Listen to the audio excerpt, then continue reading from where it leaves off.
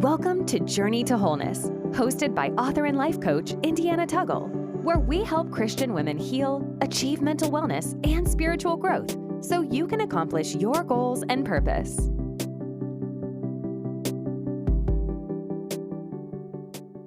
Well, hello, everyone. Happy Valentine's Day. My name is Indiana Tuggle. If you are joining me for the very first time, I am the author, speaker, and creator behind Indie Writes, and we are a spiritual growth and development company, and I create journals, prompted journals, and planners to help women to heal from traumatic past or broken relationships, grow in Christ, and walk out in their purpose.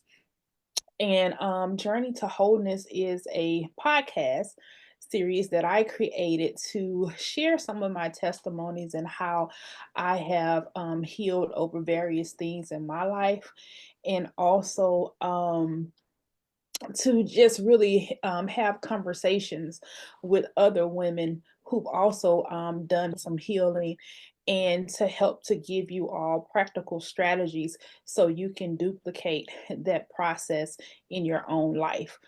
Each of us, we have individual healing journeys, and no path is going to be the same.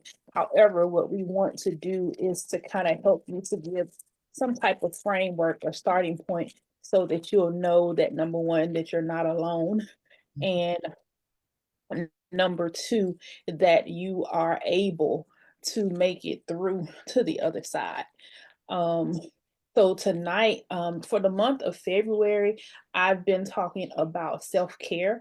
As I introduced the podcast again for 2025, I wanted to be a little bit more structured in how I do things. So for each month, I kind of have a different theme that I want to discuss those topics, and I'm bringing in different speakers. Some of them are fellow authors, some of them are entrepreneurs. Some of them are just phenomenal women who are doing great things in themselves and in their community. And they come here to share their strategies and their expertise with you. And this month, we're talking about self-care. And that's near and dear to my heart, because that is the number one thing you kind of learn on your road to healing, is you learn how to take time and take care of you so that you can get to be back to the woman that you've always wanted to be.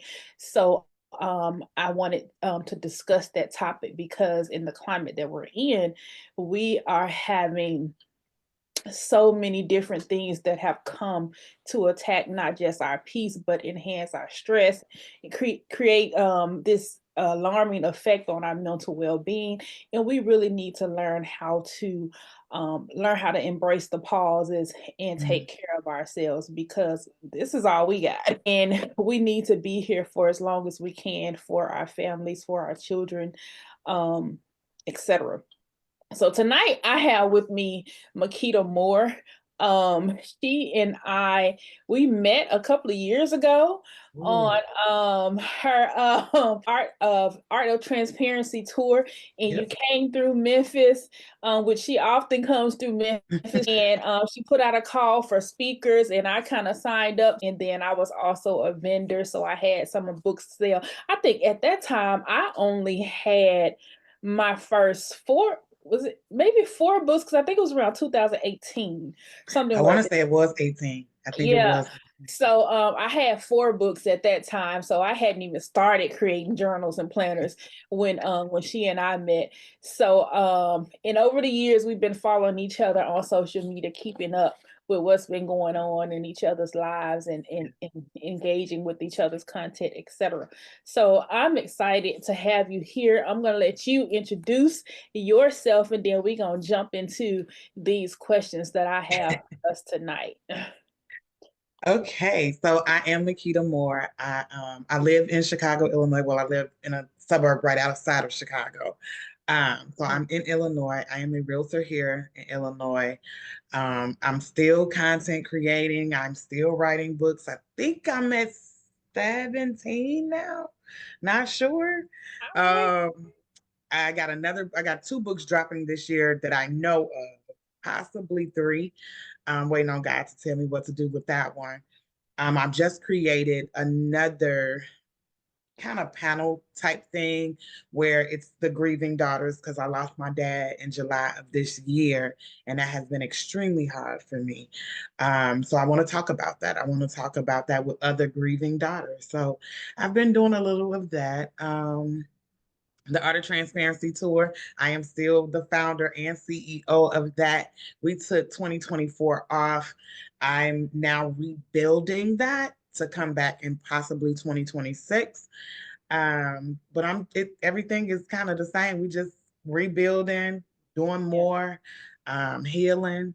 The healing journey never ends.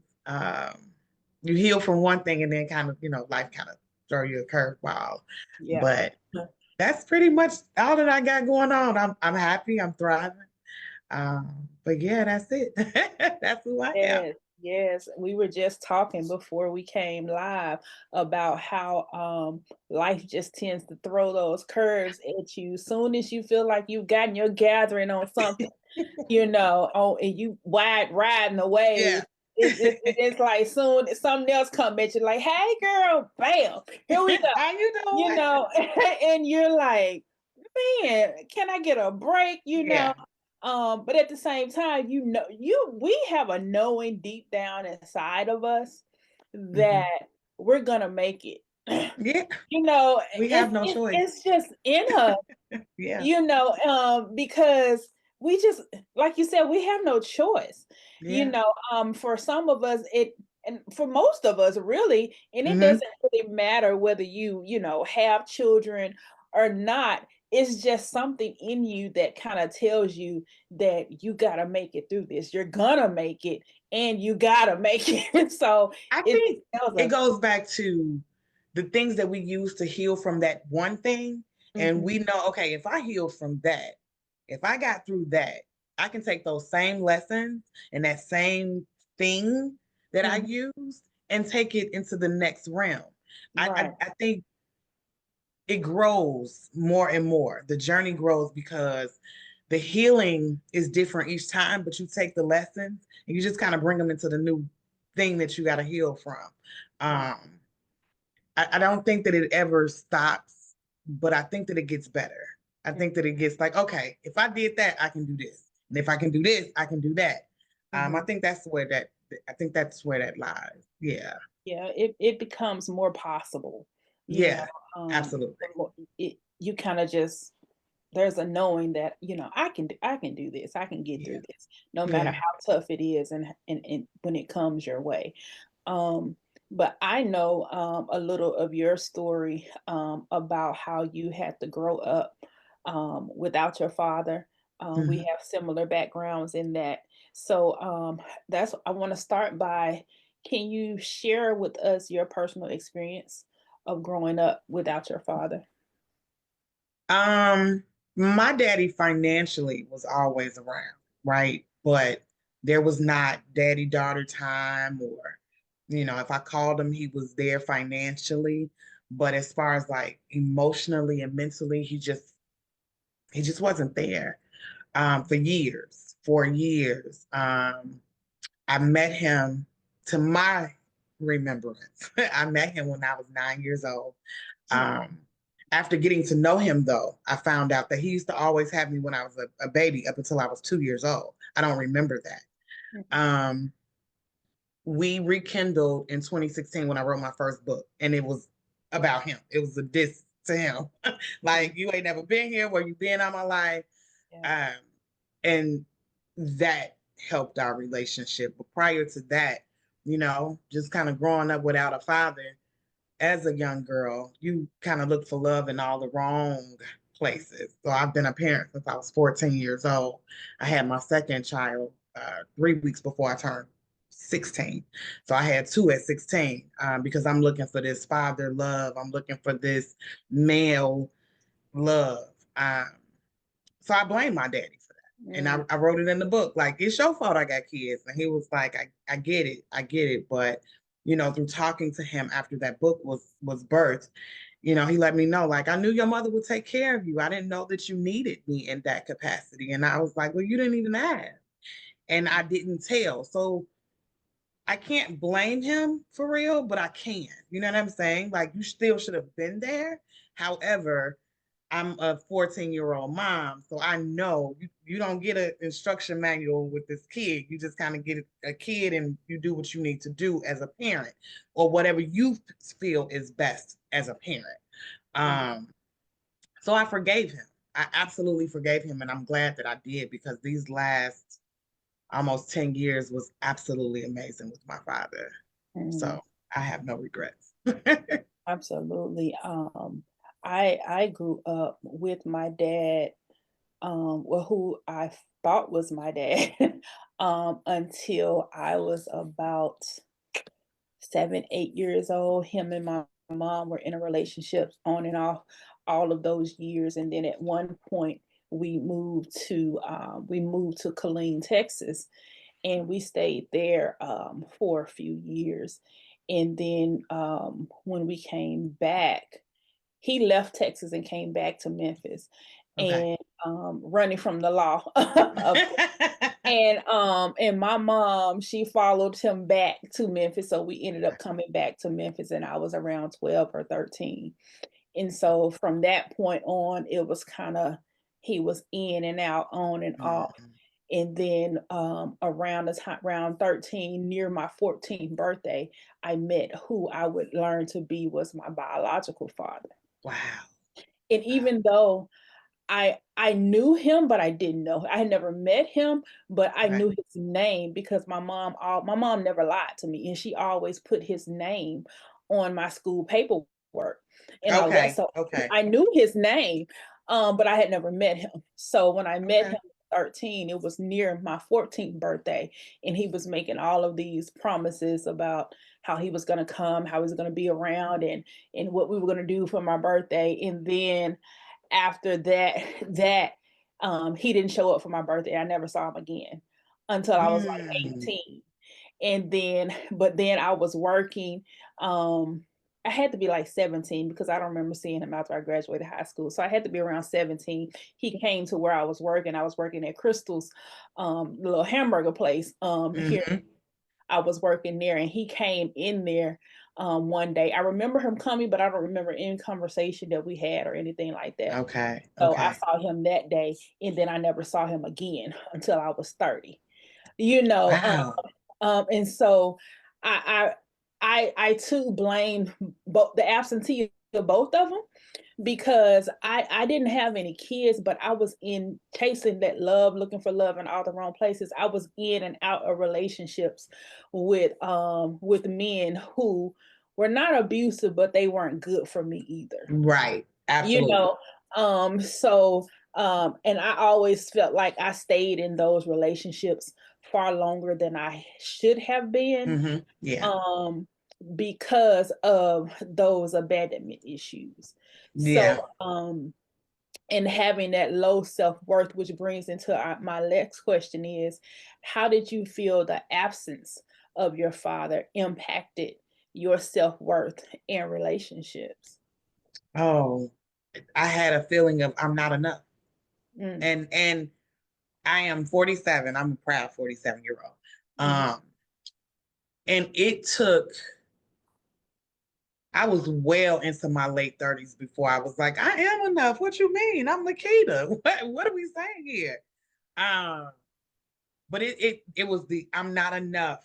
Uh, I'm unlovable, right? Mm, I've never been married, and again, 47, 5 children, and I've always felt like this. I can't get married. Nobody's gonna love me, right? Because my own father doesn't love me. But thank God, again, we rekindled that relationship, and I found out that he has always loved me. Um, but that feeling of not being loved mhm, gives you the feeling of I'm unlovable. It mhm. gives you you can't be enough because nobody wants you, right? So it all played with the psyche for a long, long time, and again, well into my adulthood. I had to be late 30s before I realized that, girl, you are that girl. Stop playing. So yeah. Yeah. I can relate to that not being enough thing. And then along with not being enough, I always had this sense of you better take what you can get, you Well, I know. think that And goes with I'm not enough. Like, yeah, if I'm yeah. not enough to get the guy that's going to love me correctly, I Mhm. need to just settle with this because at least he's here. Right. And yeah, I dealt with that a long time. Mhm. Yeah, I dealt with that a long time. So I Yeah. get it. I Yeah, get it. and then adding being bullied on top of that through high school because I've always been a big girl. And so, and then I've always had this dark skin, but at the time, I love my skin now, but at the time, I just thought I was the That darkest, is ugliest it. thing Yes. ever, you know. That was elementary school. It was high Yes. school. I had kind of gotten to the point where I loved my skin, but Mhm, elementary school, it was horrible. I was bullied with, I mean, it was horrible. It was bad in mhm, elementary. But high school, I had kind of gotten better. But mhm. yeah, I'm with you there too. That the And whole skin being dark. yes. Um, and I used to suck my thumb. So being dark and buck teeth. Okay. Thank Mhm. God for braces. And the thing about it is that I've never had anybody in my family, tell me I wasn't beautiful. My mom always told me I was beautiful. To my mom, I was her pretty black baby. You know, Hmm. my brother always told me I was a pretty girl. My family always loved on me, but not having it come from my father was something it kind of impacted that because in my mind it was like even though daddy is family too, but in Mm-hmm. my mind I was saying, well, that's family. They supposed to tell me Yeah. that. You know Yeah. what I'm saying? But I still never I heard it needed to hear it from from him. Yeah. yes, Yeah. Yeah. exactly. I And didn't so hear it from my mom. I didn't hear it from anybody. My really. brother has never said it. My mother has never was like, "Oh, you pretty. Come here, Mhm, pretty girl." No. And my dad, when I was little, used to call me black gal. And mhm, I hated it. Like, dude, I'm already dark enough. Why would you have to rub it in? And he right, never knew that I felt like that because, of course, I never said anything. It took me mhm, writing the book for him to be like, I never knew you didn't like it. mhm, Um, but after we talked about it, I understood what that meant for him. mhm, And my grandmother was black gal. And that's why he called me that because I looked so much like my grandmother. And I mm, was like, oh, I get it now. So now I've embraced it. I've mhm. absolutely embraced it, but it took a long time. I'm already Right. dark enough, and here you go with this black gal stuff. What is going on? Right, right. So, which you probably already said it, but what was the turning point that really made you realize that you needed to prioritize self-love? Being tired of the crazy relationships and not being loved correctly. It was like I was always the breadwinner, or I was always the one giving. I was always the one making the biggest compromises. It was always, okay, if I do this, then you'll do this. No, that's not how that love goes. You're gonna either love me for me or we ain't doing this. We're Mhm, not doing this no more. So I got tired of the empty relationships. You mhm, you in my bed, but you still not, you don't love me. You mhm, say you love me, but your love don't feel like love. mm, And then I have to question, well, maybe this is love. Because what does that actually look like? No, I shouldn't have to question that. So that was my breaking point. That was my okay. Mikkita, if you don't love you, if you can't see what love is, that mm, means that you have an inner work to do. mm. So that my turning point was these crazy relationships. I couldn't take it anymore. Yeah. Yeah. Same for me. It was like constantly being in relationships and feeling like I had to drag these men along with me. Yes. Yeah, I Yes. was the breadwinner too. Not only was I the breadwinner, I was the one that had to keep a roof over our head. I was the one that had to make sacrifices for that roof Yes. over our head. I was the one who even dreamed for us. I'm I'm trying to pushing go your to school. dreams and I'm you ain't even pushing dreaming. yours. I'm giving you dreams, helping push your dreams, giving you the plan to accomplish the dreams. And Yeah. I'm trying to rah push you. And then at the same time, rah push me. So Yeah. I'm in school. I'm trying to do all of this to better myself, Hmm. and you in the streets just tearing it all down. You know Yeah. what I'm saying? And just doing your thing. And I even had one guy was like, you easy to cheat on because you don't be following up behind me, you don't be calling me, you don't be doing this, you don't be asking me questions, you ain't checking phones, you ain't doing this, and Hmm. I'm like, are It you shouldn't take serious? all of that. Why does You it take know? all of that? Yeah, and Yeah. then I was like, I was also tired of my needs not being met. Because Absolutely. it's emotionally, Yes. because and I don't like living by zodiac signs, but I'm a Pisces, so I'm an emotional person, and I like to be able to express those emotions Yeah. and have conversations about them and be that girly girl. I like being able to do that without feeling like, oh, you always in your feelings, you Yeah. know, what's going Yeah. on with you, so I wanted somebody too who were able to handle me emotionally Hmm. as well, but I never really got that. I either, got the one um who would try to belittle it, you Yeah. know, or say or something like that, or either someone who would try to gaslight me and make me feel like what I was feeling wasn't real or something. Wasn't real. Yeah. So I was tired of that emotional back and forth in those relationships as well. Which brings me into our next question. What were some of your emotional struggles that you faced due to your father's absence? Abandonment. Mm, Abandonment. That was main. That was major. I cannot.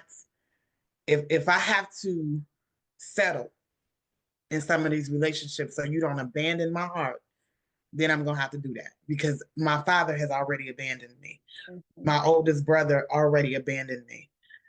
Every man in my life up until this point has abandoned me. So mm, I need to do whatever it takes to keep you mm, because abandonment, I can't take another one. I just can't. And not knowing what love is. mhm, Me not knowing what love is. If you said, "Oh, you beautiful. Let me take you to dinner on mm, your dime." That was love, right? uh, Because I didn't know what love was. So mhm, it for me, the biggest turning point was finding out just because they leave does not mean you are abandoned. mm, You have to take that off the table. If mm, they leave, they were not meant to be here. Whether it's right now, next week, they can come back around. We don't know what that means, right? But mm, that doesn't mean just because they left, they abandoned you. This may not be the relationship for you. And you mm. have to be okay with loving yourself more than wanting to settle for this relationship. Yes. So that was my big thing this whole And and if they stay, that doesn't mean that they're staying because they love you. They could And be it does not staying mean that you because still don't feel abandoned. They could be exactly, laying right there and exactly. your heart is still Yes, abandoned, your heart is right? abandoned. You're Yes. still feeling those same emotions. So I Mhm. got to a point where I was like, you know what? This feels like abandonment. So maybe you need to leave because this doesn't feel good either. So yeah, I'm done. I don't want to do Yeah. this. Yeah, so I was dealing with that too. And girl, it's funny. I remember this last relationship before I really just said, you know what, Indiana, you got to heal for real. This last relationship, we were arguing and we were arguing because he was about to go out of town. He was going to school out of town in Nashville, girl. He was going to school. And you know, Nashville ain't but 3 hours from Memphis. Mhm. Okay. So he was going to school in Nashville, and we were arguing because I didn't want him to go. Um, and it was something, you know, and when he was gonna get up and leave, so we was arguing back and forth for a minute. And when he was finally gonna get up and leave, I let these words come out my mouth. I was like, please don't leave me. Mm. And in that moment, I've said that before. I had an out of body experience. I literally saw myself looking at myself sitting on this bed, crying, telling Yes. this man who at the time he was good. And so I'm not saying he wasn't all that, but in reality, looking back, he wasn't all that, you know. Right. Absolutely. And I was sitting up here begging this guy who I didn't even need to be with in the first place to Hmm. not leave. And I was like, Indiana, if you don't get yourself together, Together. you Yeah. know. Absolutely. And in that moment, it was like I was like, rewind. And I was like wiping my face and my tears and all of that. And I was like, okay, have a good trip. And Yeah. from I that mean, moment on, we started to the relationship went down, and we was completely done with each other in like maybe a month after that time. But hmm for our next question, so how did you begin your process of healing from abandonment? Words of affirmations were big for me. Loving on me. I started to date me. I stopped with the whole this dude, this dude, this dude, this dude, this dude shenanigan. And I kind of dated me. I sat with me. I talked to me. Um, a lot of mirror work. Sit Mm-hmm. in the mirror, talk to the person that's looking at you in that mirror, find out who she is. Because in doing that, I did find out I didn't know who she was. I didn't know what she really liked because I had settled for whatever they liked. I didn't know what she really wanted out of a relationship because I settled for whatever they gave me. Um, I didn't know my absolute knots and my, I can kind of deal with that, right?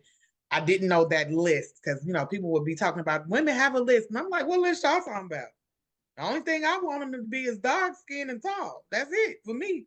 And that never happened. I dated more light skinned men than I've ever dated dark. Crazy. But I just found out who I was. Like I had to take the time for Mikkita. Mm-hmm. I had to learn Mikkita because I've allowed everything to tell me who I was. Not having a father. So now I am an abandoned child. Mm-hmm. Being in relationships that didn't mean me no good. I'm whomever they are, whether it's I had an abuser. I just started talking about that maybe 2 or 3 years ago, Mm-hmm. because I always thought abuse meant physical abuse. And although it was a physical abuse, but it happened once or twice type thing, it wasn't all the time. But I was financially abused, I was mentally abused, and I was emotionally abused. Um, I was told that if I leave, you won't nobody else wants you. And I was like, oh my God. Mm-hmm. So I got tired of those relationships. So I had to do mirror work. And once I did that, it was a game changer. And the bad part about that, and I'm just gonna be honest, the good part is I know who Mikkita is. Mm-hmm. Bad part a little bit is you can't get away with nothing with me. I'm going if I put up with something, that's because you're not really him. I'm just being bothered at the moment. Like I've already stopped all feelings. This is done. This is really done. We just kind of talking on the phone because I ain't got nothing else to do right Mm-hmm. now. I've kind of hardened my heart a little bit because Mm-hmm. what you're not gonna do is come over here and tell me what to do, and we're just not doing that. Mm-hmm. And I'm submissive. I love to be submissive. However, you got to give me something to submit to. Where you leading us to? Right. Where you leading us to, honey? Because if you don't know where you going, there's no way you can come over here and lead me nowhere, sir. Mm-hmm. So I took time. I took a lot of time to deal with Mikkita, and Now you can't tell me nothing. I love her. I love her. I So, yeah. I started my healing journey in the Word Hmm. as Oh, well. that's main. That's major for me. Yes, because That's I major. needed to, love had done so much to me. It Mm-hmm. had, it had molested me, abandoned me, rejected me, Mm-hmm. mentally abused me, emotionally abused me. I've even had some physical abuse in there. It was a one-time thing, and I had the strength to walk away at that one time. So I praise God for that. And Yeah. love had really messed me up, so I started mine, really just getting in the word because I needed to hear the words that I've longed from hearing. I needed to hear them from a genuine place. So I started, reading my Bible, getting to know God, and God Mm-hmm. started speaking. I started writing. He started speaking. He started to lead me to different places, like my previous church. He led me there, and it just ended up putting me in a community that surrounded me with love, and encouragement and things like that, and also accountability. They held me accountable for some of the ways in which I allowed the residue from my Yep. past to impact a lot Mm-hmm. of people that I was encountering and the things that I was doing. I didn't realize how I was being towards other people, because all in the name of trying to protect myself. I was going to protect Indiana from being hurt again. I was going to By prevent any means by necessary. any means necessary. I wasn't going to allow you to get too close to me, Mm-hmm. and even as much of a talkative person I am, I'm still only going to tell you what I can bear being repeated. you This know, is a need to know basis, and you it's don't on a need to need to know. know basis. I still, only allow certain people in my inner circle to know the inner things of me. And I had to learn that in healing, not only is healing a journey, but everything is a journey, It absolutely because is. of the trauma that I've been through. Even trust and Is a journey. it's a journey. I'm never going to be one of those people that give you trust immediately, the benefit of the doubt. No, no, no, no, no, you got to earn my trust, and it's going to take me time for you to trust you. So if you rush me, then I'm out immediate. That's one of my primary red flags, is that right there. So my healing journey, I did a lot of the word, a lot of, like you said, the affirmations, a lot of self-discovery as Yeah. well, getting to know Indiana, pulling out some of those past loves and hobbies and gifts and skills Mm-hmm. that I had out, and starting to work on me and build a life for me and finish some of the goals and the dreams that I had. I started doing that, like you mentioned, dating myself, um, going out, trying new things, um, Yeah. spending time with friends who were, good for Mm-hmm. me, building those relationships back up, nurturing those relationships. I did all of that to kind of um, you know, further along my healing process, to find contentment in it, because Yeah. that's another thing. You have to be okay with being on this healing journey, and you have to find contentment every step of the way, because as much as you let go, you still find out that there's some other things that you got to heal from. That, The further this you is a go. grief journey too. You Yes, do know ma'am. that. Healing Yeah, is definitely grief, right? Because yeah, you yeah, are yeah. letting the old me die, Hmm. Yeah. right? To find the new me, find the me that I've always needed to be, I have to let go of the old me, the me that Yes. did not serve me. Um, Mhm. so there's a grief in that too. So Mhm. we all know the stages of grief. So there's Mhm. some times that you are angry. There are some times that you do feel depressed on this healing journey, right? Yes. Because this journey is so it doesn't look the same for everybody. Even if you experience a similar thing, it's still not the same healing journey. I might be in depression stage, and you might be in anger stage, and then there's acceptance, right? I'm completely in acceptance stage for some things in this healing journey right now. Like, I accept the things that I let myself go through. I accept that. It was me, right? No man put a gun in my head and said, you gotta be with me. No, it was a choice that I made. It was a choice because I'd rather have some type of man than no man at all. Well, now you can't get that same person. She's gone. Baby, she buried ashes to ashes, dust to dust, baby. She is gone. You hear me? Yeah, it said you don't get her. You can't get her. Like, you come over here with all that craziness and it's gonna be a problem. Nah, we ain't doing all that. She gonna get mollywopped if she try to come over here now, honey. It's not happening. It's not, it's just no. So I had to let the old me die. And in that, like I said, it's still it's healing, but it's also a grief journey, because the person that you knew yesterday when you woke up is not the person that you are today. So you got to get used to this new person. You got to date this new person. And every time I heal something, another part of me, right, there's this new person that emerges. And I'm like, yep, okay, I got that. Okay, I've dealt with this before. This is the way I'm going to deal with that, right? So it's definitely a journey from beginning to end, whether it's healing, whether it's trying to get through the trauma. It's all a journey. It is definitely a journey. It very much is a journey.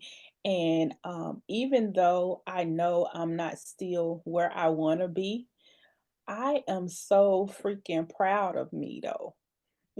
Because it's been a lot, and but to how God do you know you're not where you want to be? How do you know that?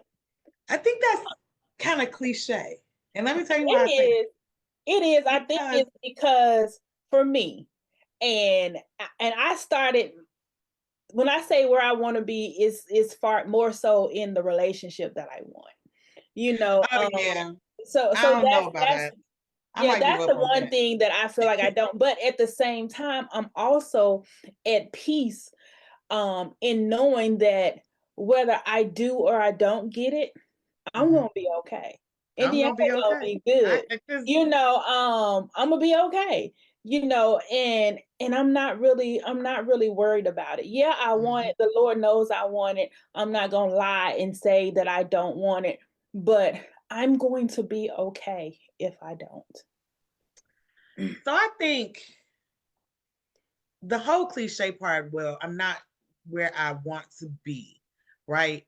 There are parts that I want more of, right? Like you said, I want to be in a relationship. I want to have a husband, right? But I also want it to come to me genuinely and lovingly, right? And I think God has me right where he wants me to be right now.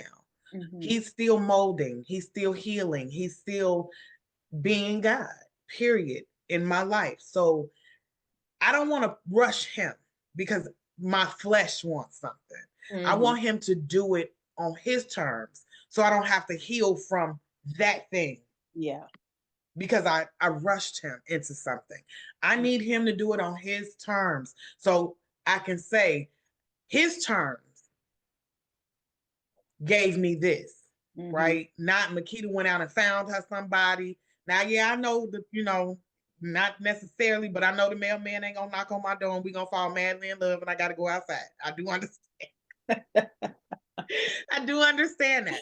But I also understand that if that's God's will, that mailman will knock on my door, and that's my husband. So I don't know what's gonna happen, but I want him to do it in his timing because I've rushed him so many times before. Yes. And ended up hurt, ashamed, embarrassed.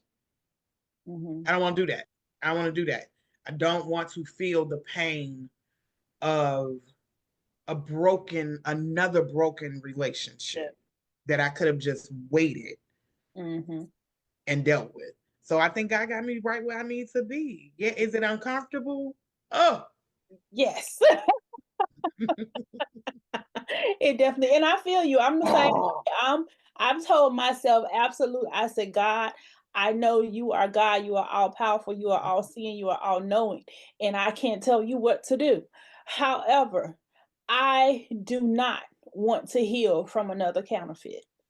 I I do not. cannot. It's not I this. cannot. Listen, I will the not. heart is So fragile. I'm with you. I want it, but I want it on God's time, on God's perfect timing and in his perfect timing, Yeah, because yeah. I don't want to do this. And so that means, am I dating? Yes. Am I taking my time? I am absolutely taking my time. I'm not I trying to was rush dating, but I'm really absolutely not. anything. Child, Mm-mm. it's so far and few between now. Um, Child, I'm at the point where now I probably have one date a quarter or something like that. Because it's just crazy Yep, out here. yep. Because you have to, there are certain things that I know that I need. I don't know everything that I need, but Hmm. I do know some things, Yeah, that yeah, I yeah. need. I'm a firm believer in God is going to give me exceedingly and abundantly above all I could ask or think.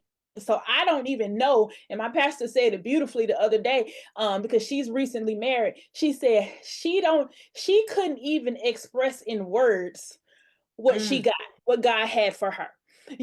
So that's how I feel. I feel like I don't even have the words to ask and to pray for what I know that God know I need. Yes, You know what yes, I'm but saying? that is the prayer. I don't. I That is the Yeah. prayer. I know that you know what I need. Mhm. I understand that you know. Yeah. I know God knows his daughter. How about that? Yes. If he don't know nothing Yes. else, he know me. He knows my wants, he knows my needs, he knows my non-negotiables, right? And he knows them better than I know. Because he has Mm. already seen my life way before I even got here. He knew all of Yes. this was gonna happen, right? So he knows the person that's for me.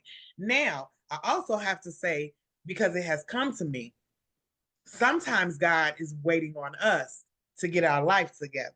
I can't give Mhm. you this good man for you to bleed on. That part. Mhm. I can't give you this good whatever to bleed all over them. I've been there and done that, right? Yeah. Literally with friends, family. I've Mhm. been there because I didn't know that I was broken. So Mhm. now I'm bleeding on people and I'm like, you're abandoning me. They like, no, you're bleeding on me. You're getting on Right. my Right. You drowning no, me, sis. you're drowning. um, so when you know those things about you, God knows those things about you, right? So there's a healing in that. There's a healing in, okay, Mikkita, you need to take a step back and figure this out so you can stop bleeding on people. So Mhm. if God sent me somebody last year or the year before, I'm not sure we would have made it, no matter how good this man would have been. Mhm. I wasn't in position yet. Now people say stay in position. Well, you got to figure out your position first. Mm. You may not even know what your position is. Right. Because if you don't know who you are, how do you know your position? Right. And I used to make that same statement. If you don't know who you are, you don't know who you need. Right. And in relationships, one thing I've learned, God brings together people in purpose as well. So you guys have to be in alignment spiritually in order for That things part. to work out. And so I've always been one of those types to where um I gotta let God speak. I know who I am as far as my gifts and my purpose, Mm-hmm. so I know I have to be with somebody Mm-hmm. who can not only support that but nurture that as well, because Yeah, it's going to have to be that. We're gonna be able to push each other, but at the same time we are gonna have to be each other's safe space. I got to have that. And if I don't have that, it's not going to work. it's not. It's And not. in this peace that I have, that the Lord gave me, I'm not letting the Don't world. come over here and You take and can't you don't can't take it away, don't know. at all. So I know that I'm delicate in some situations, and then Mm-hmm. I also know that I am a powerhouse in other Yeah. Yes. situations. And they have to be I okay know with that. that. You Mhm. have to be okay with the fact that the tour is coming back. the Art of Transparency tour is coming back. Like I said, I took a hiatus because I needed to heal some things, and it was a lot. People don't understand that it's a lot. It's a Yeah. lot doing those tours, right? So the tour is coming back, but he's gonna have to be able to. Okay, my wife is leaving every third weekend of the month to go and do this tour. Am I going with my wife, or am I gonna stay behind and make sure that my wife is covered? Because if you can't cover me, this is not a covenant, and I ain't in it. I won't be here. I won't be here. Right.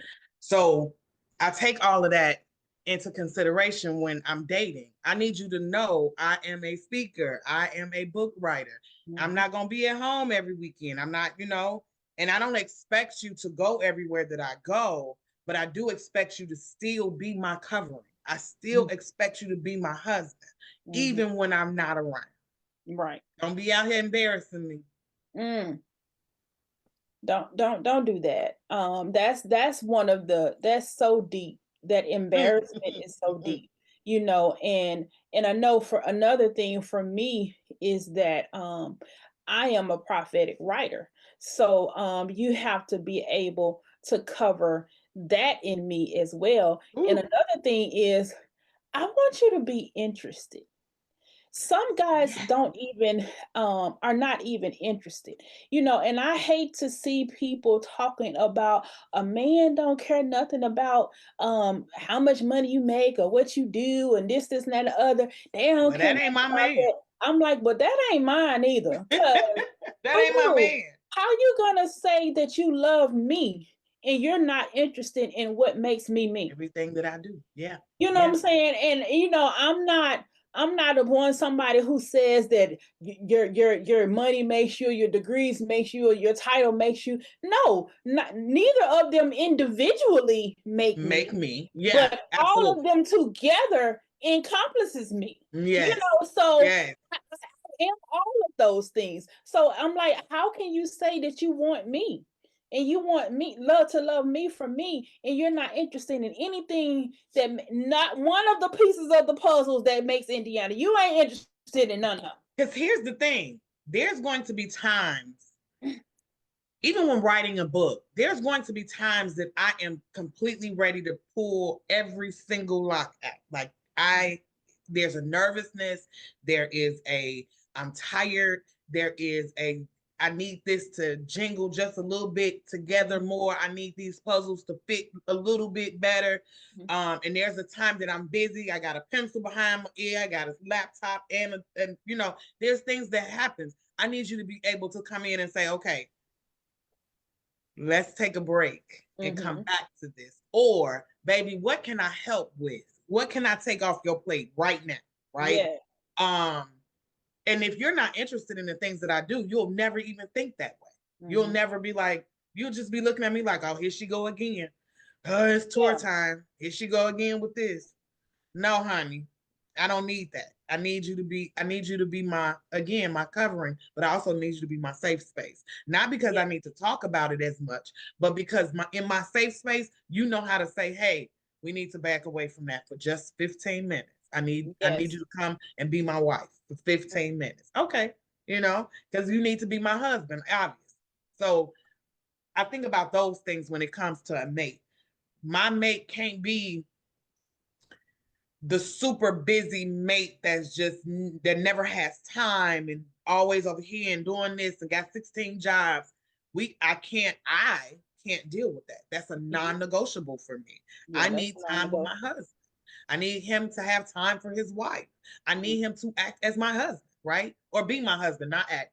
Take that word out. I need him to be my husband. I need him to care about his wife and her feelings and her emotions and her mentality and her mental stability. I need all of that, right? Because I'm gonna do that for him. So if you're not interested in what I'm doing, you won't even it's not gonna mesh well. It's not gonna mesh well. It's not gonna mesh well at all. And I'm thinking about that's one of the things that even in dating now, how people describe themselves as a a workaholic and I'm pursuing the bag and I work 7 days a week. Well, sweetie, I'm not even finna get in a relationship with you because you're telling me that you don't have time for me. Well, people make time for what they want. Obviously you don't want a relationship because to Obviously. me, and that brings us to our final question that we're going to get into is to me, self-love and self-care is about making time for yourself, making time for the life you want. You don't stop coming into relationships thinking that you're going to be reactive and all of a sudden change everything about you because this person come into your life. Yeah. No, if you have a pattern of working 7 days a week, 10, 12 hours a day, that's going to continue in your relationship. You are not going to cut that off just because Miss Wonderful came into your life. Yep. It don't work like that. Bad habits Very true. take time to change. Yes. Yes. Take time to change. And then you have obligations that also are going to take time to adjust. So Yes. you're not Because going there's a reason you working cut that 7 off. days a week, 12 hours a day. Thank you. Whether There's it's a the reason. money or you bored or whatever the case is, there's a mind shift. And Yeah, in a mind shift, it's not an overnight thing. it's You know not. how long it take us to feel that we are enough Mhm. after we felt not enough for so long? That's a mind shift. It And is. don't tell me you're gonna shift your mind because you talk to me on the phone and you think I'm cute Mhm. and now we want to date. Baby, you don't have time for me. And it's okay. It's okay. That means you're not Exactly. gonna Exactly. I'm not gonna fit this round peg in this square hole. That just don't work like that. It just It's don't not. work. It's not. And I'm Yeah. not finna I'm not finna compete for you with you. Mm-mm. That don't even make sense. Mm-mm. Because I'm fighting you to love you. What? No, thank you. No, I bet thank you. not.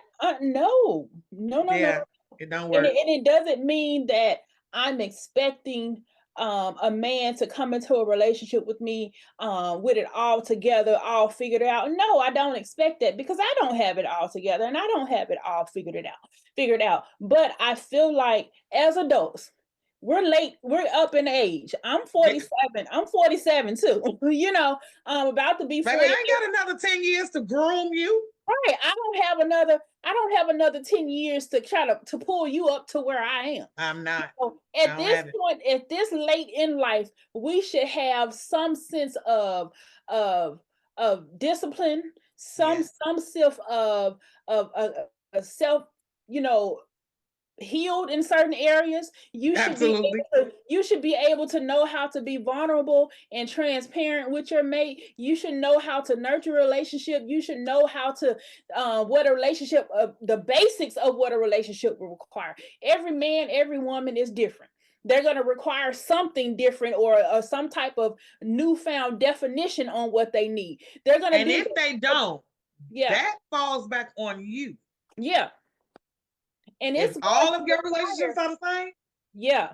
And the basics are time, communication, that's the basics right there. But and then the rest of it is built off of what those two people want. So I'm like, you can't tell me that you're gonna automatically switch everything off because somebody comes up. Oh, when I get to meet the right person, I'll spend time with them when I meet. No, well, I'm not the right person. now, which is why I wanted to talk about. We're going to end talking about what are some of those self-care practices that you're using to help not only rebuild your confidence and your self-worth, but to help make sure that you're stable on this continuous healing journey that we're on. What are your self-care practices? I spend a lot of time on my prayer board. Mhm. Um, every year I do a prayer board. Sometimes it's every quarter. Sometimes, you might have to change it out. But I spend a lot of time with my prayer board. I spend a lot of time on my affirmations mirror. And I hear a lot of ladies say, "Oh, I go get my nails and my feet done." To me, that's my self care. That's maintenance, right? Um, I'm going to get them feet done. I'm going to get my nails done. I ain't done today because I need a break because they so brittle. But anyway, um, self care to me is getting in my kitchen and cooking. Mm. And I have learned to take some of those meals to shelters because I cook like I got 6 kids still, Mm. a bunch of kids. Um, so I cook a lot, and in cooking, I talk to God a lot. in cooking. I talk to Mikkita a lot in cooking. Uh, I clean up my house. Now that cleaning up the house thing, that means the church music coming on and we gon', might have two-step in the house. It might, but my self-care looks like self. What are you doing for self? Household chores is big for me because I need my house to smell a certain kind of way, look a certain kind of way, right? Um, Spending time with me, trying to make sure that I am prayed up, right? I am telling myself that I am worthy of all the love. Mhm. Um, those are huge for me. And then I go get my nails and my feet done. Yeah. I don't allow people necessarily to touch my crown. Mhm. I'm big on energy and I'm big on people touching my hair. Mhm. So I do my own hair. At every blue moon, I'll go get it done if I'm having something special and I want to wear it up. But other than that, I don't allow people to touch my crown. You can play with my fingernails, you can rub on my feet, but my hair is off limits. So Mhm. that's not self care. That's my self care too, though, because I'll just kind of put a good movie on, massage my scalp. Um, so that's part of my self care too. Yeah. Absolutely. I love it. Mine is similar. Of course, journaling is mine because I am a journaler. Journaling, my prayer, my meditation time. I've gotten to the point to where I will record some affirmations, my affirmations on my phone. Okay. And I generally make sure it's like between 5 and 10 minutes long, and then I'll sit with my quiet music and I'll just listen to myself in my affirmations, and I'll do the breathing and the meditating on that. Um, I do that. I taken up coloring. I like to color. So I get my little coloring books and have my music playing and my wine, and I'll spend time with me that way as well. Um, I like my bubble baths. I do a good hot bubble bath at least every week. I do that. Um, I Bubble also baths are good too. and I also I'm big on setting goals. Yeah. To me, setting goals is part of my self-care because it helps me to to give me something to work towards as well. Give me something to a progress that I can document. Mhm. I like that, that sense of accomplishment in certain things helps me. So I'm big on goal planning, no matter what it could be, whether it's for my business or for my personal. I'm big on that Yeah. with goal planning. So I do a lot of that. I set goals every year. Um, and then also I'm good on I've gotten fallen off a little bit on this one, but I also try to nurture my relationships, some my friendships that I've been with for a while. I try to call them and set a play date because with adult friendships, I've honey, been we I've got to been set a starting date to do now. that more. I've been I starting to I do used to that. do that. I hadn't Mhm. did it this year. So far I kind of fell off within the last 5 or 6 months. So I got to make some calls, and set up some time to go out with my friends. But I like to do that too. And then, just setting and trying new things. I might go try a class. I try to do some type of creative class. Um, Mm, once a quarter so I can keep my hands moving and busy like that because I like creative stuff. So I might do a okay. pottery class, candle making class. I want to learn crochet, so I'm trying to find me a crochet class. So I do things like that to kind of introduce myself to different things and to continue getting to know Indiana because you never know. And I started to do those things because journaling became my business as well as my quiet. Okay. So I was like, I need some other hobbies in here. So that's what made me start picking up coloring and a different crafting and things like that. But I enjoy this journey. I've enjoyed Mhm. our conversation um, Yes. today. And as we leave out, you mentioned that you like affirmations and mantras. So, what is one that you recite to yourself all the time that you can leave the ladies with? I am worthy of the love created by God just for me. Mm, That's yes, it. Mine is similar. It is, Indiana, you deserve love just the way you are. Mm, I, yeah. I use that. And also I forgot to let you tell us how we can get in touch with you, and if you have anything coming up that you would like for us to support you. Ooh. So on all social medias, I am Mikkita the author Moore. You can also find me at Mikkita the Realtor Moore. Because I am a realtor here in Illinois. Um, I am the founder of the Art of Transparency, which is a tour group. Well, we tour all around the world telling our stories and our testimonies. I am also the co-founder of Kaya Moore Foundation, which is my daughter's foundation. She's 13 years old. She started it when she was 11.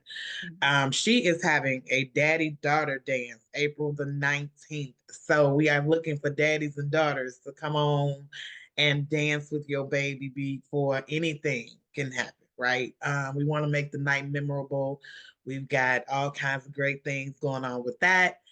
Again, that's April the 19th. And all of these things can be found on my page, whether again, social media, all social medias. I am Mikkita the author or Mikkita the realtor. Both. Not or both. And then I'll be touring again, hopefully 2026. Um, I'll be back on the road. So, yep, that's what I got going on. Awesome. I love it. So make sure you guys go check out Mikkita, follow her on social media so you can be involved in what she has going on. And as always, as a journaler, I am going to invite you, if you are ready to begin your self-care journey, your healing journey, make sure you go to indiewrites.com and check out the different variety of devotionals, journals, and planners that I have to assist you on that journey. So, thank you guys for watching. Thank you for tuning in, and we will see you back here same time next week. Good night. Bye.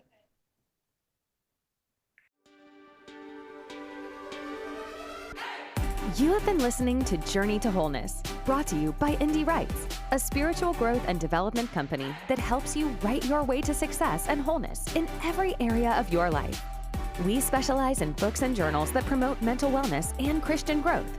Our journals provide inspirational articles, motivational quotes, biblical guidance, writing prompts to release your feelings, fears, and thoughts, as well as strategies for success to tackle your goals and pursue your purpose. Visit our website and join our mailing list at www.indiewrites.com to learn more.